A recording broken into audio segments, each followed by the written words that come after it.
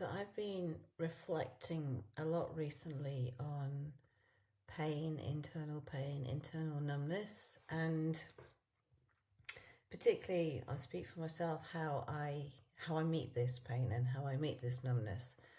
And I find that I think one of the biggest problems, so to speak, that I've had is meeting it with an idea of there's something wrong with it. Um, Especially for me, I still have some pain around the entrance. I have some deep pain, particularly in my right side when I go in there. I also have areas of numbness, but for me, pain is more present than numbness.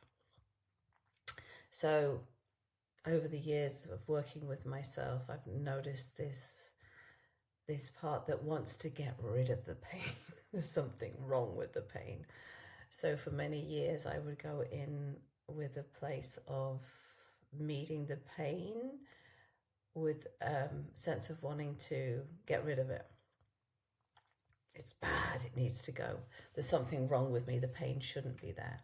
And actually, that's a sort of energy that put the pain there in the first place. It's this energy of pushing and forcing. And even though I became aware of that, I've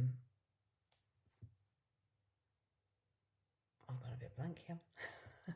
Even though I became aware of that was not a good way to meet the pain, I then tried, and as we know, trying doesn't really work. I tried to meet that pain more with softness and gentleness and listening to it. And then at the same time noticing that there was still this part that, that wanted to get rid of the pain. And so what I realized over the years was that meeting the pain with gentleness, with softness, with compassion opens up in a totally different way to meeting the pain with forcing. And one of the reasons that we created tools was because working with a tool and meeting, let's say, pain with a tool can be a different exploration than meeting it with a finger. So if I'm exploring myself, for example, let's say I'm exploring myself and I'm feeling some tension on the right side, that's where I tend to hold tension. Meeting that with the energy of there can still be some push in the energy of, wanting to get rid of. There can be some push and force there rather than meeting, which is why using a tool, the tool doesn't have that same energy. The tool doesn't push. Yes, I can push my hand in. I can use the force of my hand to push into some pain that's there, and that's valid as well.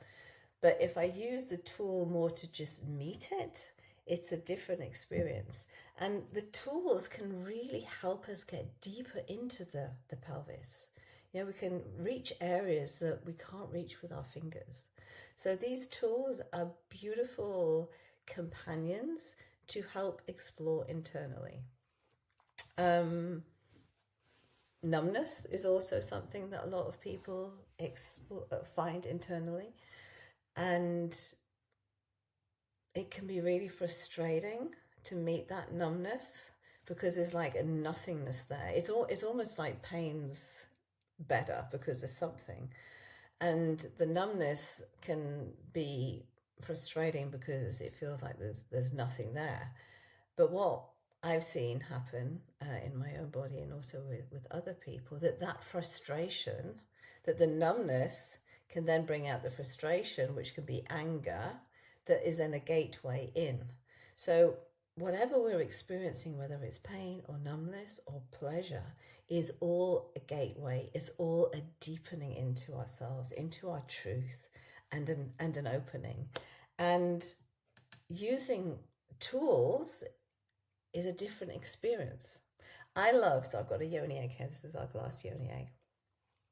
I love putting the yoni egg at the entrance and just waiting, just listening, just really staying in connection with the entrance of my yoni, what's here? Is the tingling? Does she want the egg in?